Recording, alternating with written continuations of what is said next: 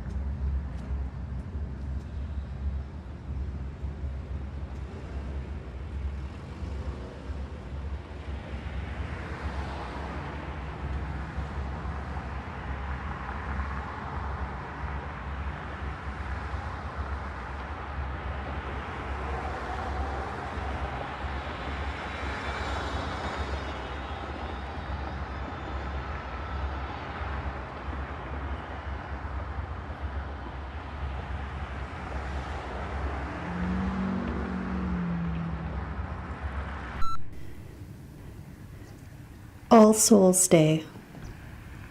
I ask you, is your soul still open? Does the sound of Gabriel's trumpet install in you the glory of God? I am a weak creature. I find fault with the universe and its creator, who or whatever that may be. And there are days when I'm undone by a nameless grief, by my marrow, singing only to itself for alms. And there are weeks when love appears to me in the form of a dog, and I can no longer bear to call it.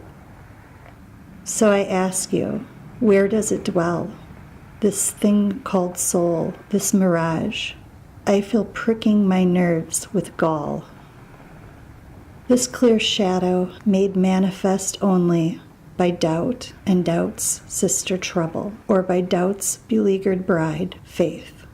I have waited like a saint, alone, on the bridge to nowhere, and I swear to all that is unholy and sacred, my soul, my perplexed spirit keeps its vigil all night, awaiting a sign, like a ship that can never dock. Myra Simon.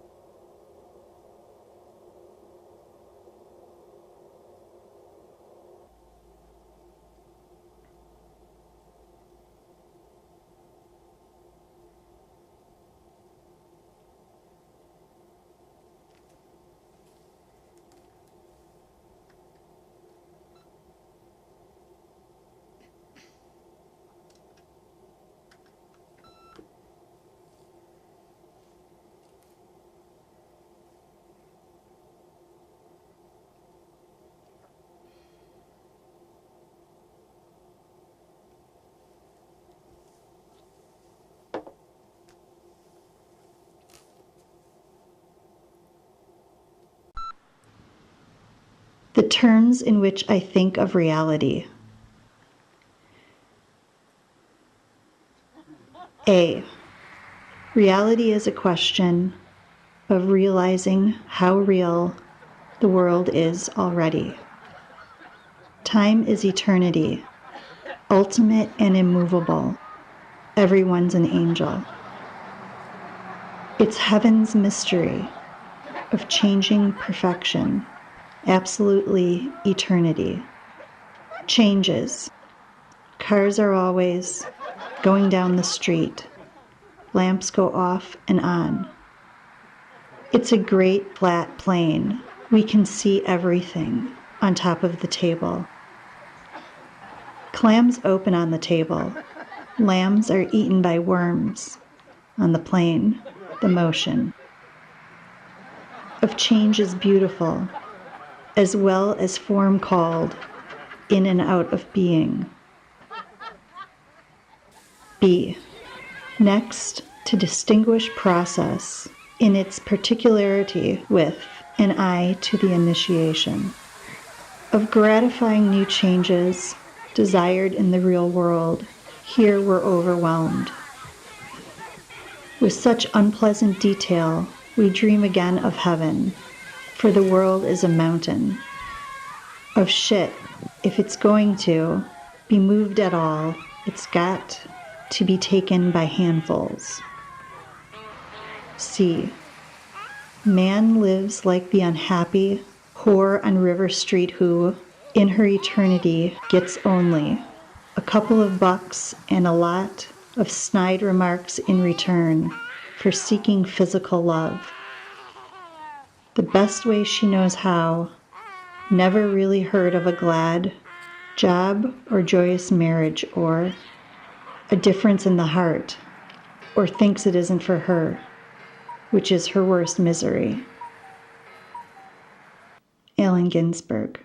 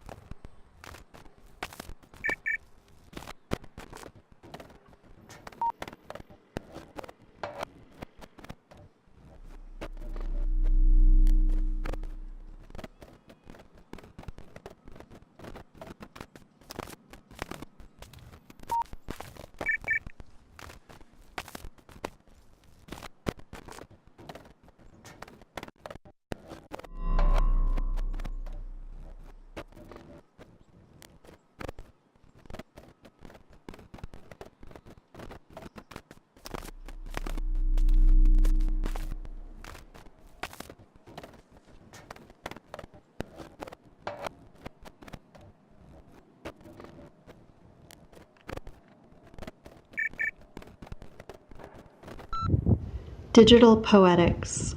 To read this poem in French, press 1. In German, press 2. In Spanish, press 3. In English, press 4. To read an index of all reviews, books, and articles written about this poem, press 5. For previous readers' opinions of this poem, press 6. To read all varium drafts in facsimile manuscript of this poem, press 7. To read the final proof copy before publication, press 8. To read the first printed version of this poem, press 9. For a total line count, press 10. For a total word count, press 11.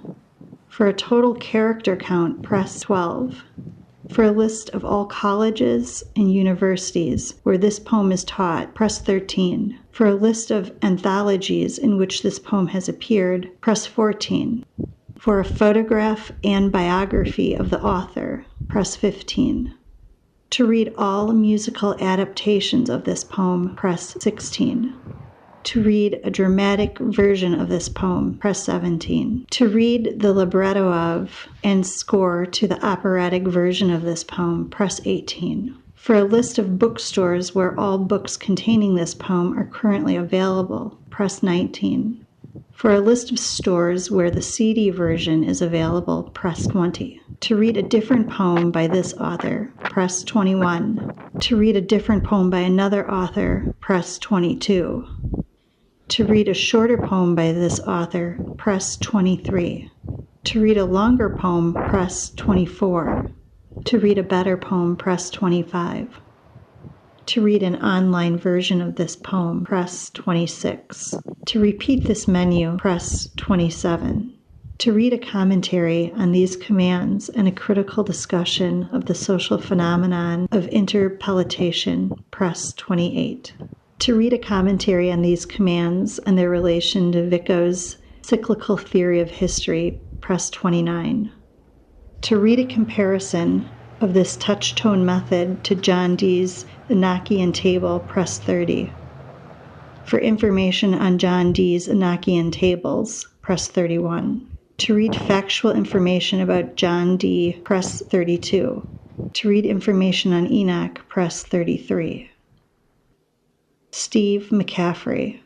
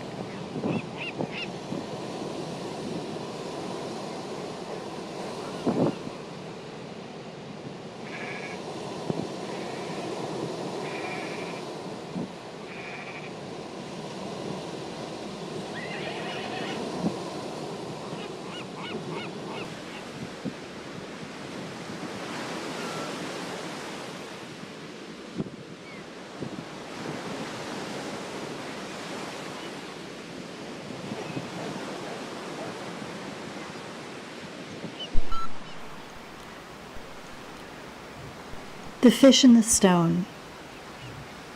The fish in the stone would like to fall back into the sea.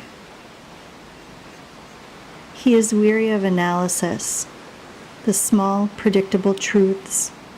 He is weary of waiting in the open, his profile stamped by a white light. In the ocean, the silence moves and moves, and so much is unnecessary. Patient, he drifts until the moment comes to cast his skeletal blossom. The fish in the stone knows to fail is to do the living a favor. He knows why the ant engineers a gangster's funeral, garish and perfectly amber. He knows why the scientist, in secret delight, strokes the fern's voluptuous brow. Rita Dove.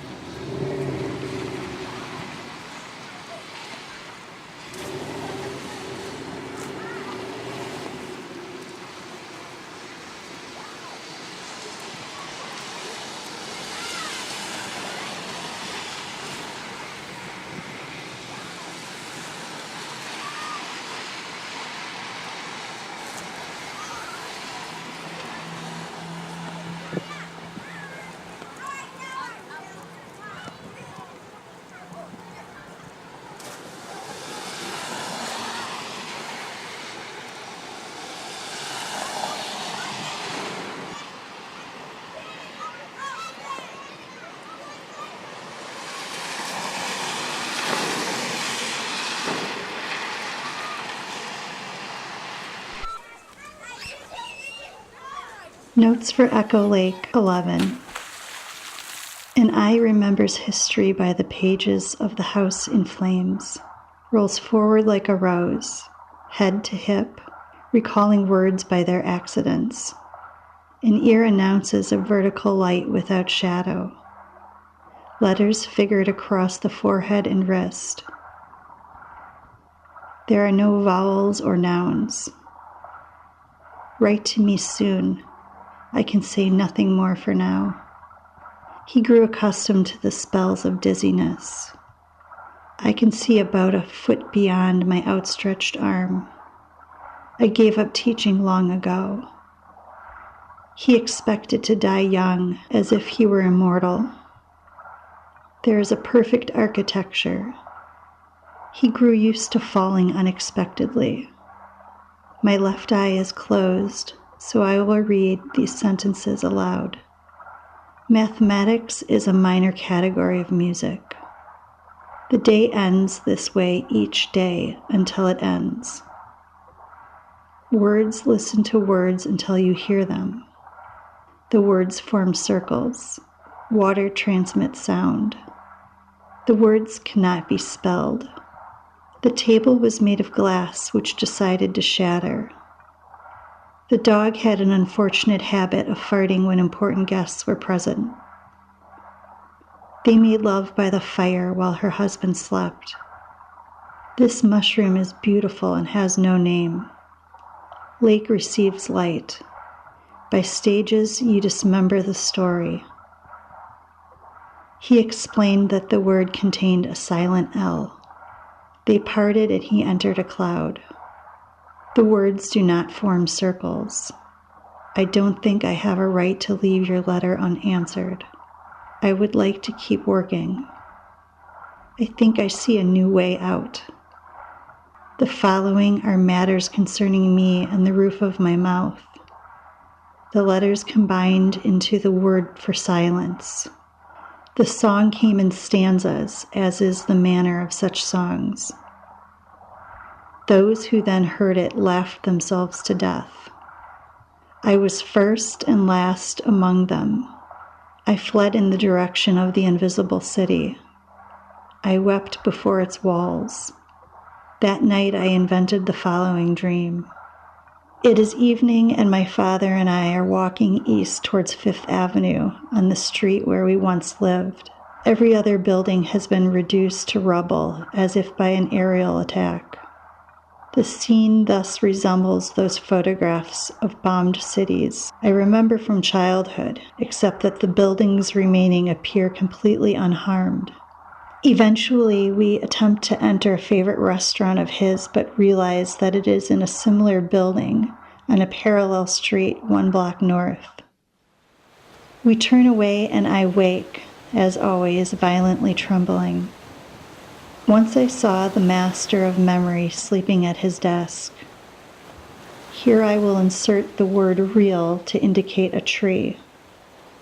She brushed against the decanter with her left arm, spilling its contents onto the tile floor. We woke at the same moment and looked up. Here I will insert the word red to indicate a tree. Number imitates measure in a flowered dress. I learned to count to 10 and back again.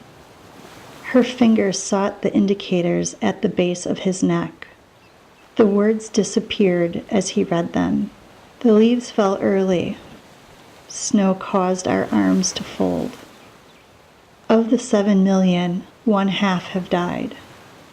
Speech seems a welcome impossibility, the room of congeries of useless objects mistaken for events. The song came in fragments, as is the nature of such songs. I rose and departed by the far door, no longer able to see. I played among the rats by the river's edge, counted up the condoms and bottles and human limbs, then slept. Wednesday passed in tranquility. Merchants are building towers, each higher than the last. I shared breakfast with the cat, dinner with an owl. The mountain quivers on the surface of the lake. Your letters reach me at monthly intervals. The angle of the light has changed greatly this past week. I have learned to use my eyes and to distrust them. I am dependent on everything. Words gather into triangles and vertical lines. The sentences they form should not exist. Poems will sometimes overcome them, or else stones. Michael Palmer.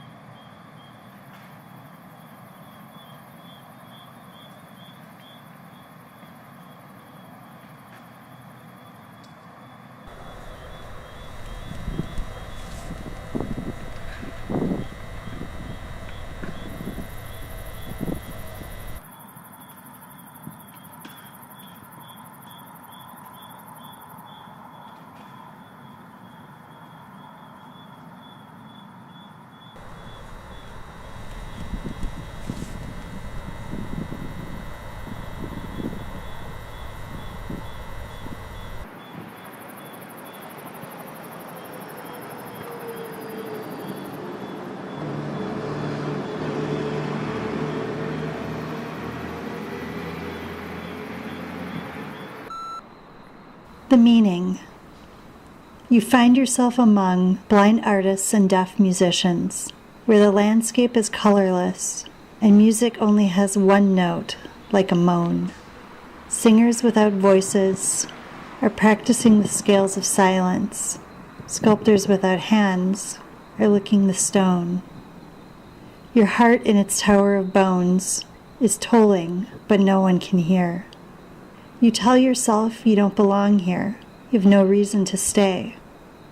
But on the morning you plan to leave, you discover that your feet are gone, your legs end below the knees. Suddenly you understand your purpose in life, to crawl through the ferns and mushrooms, asking why. Laura Gilpin.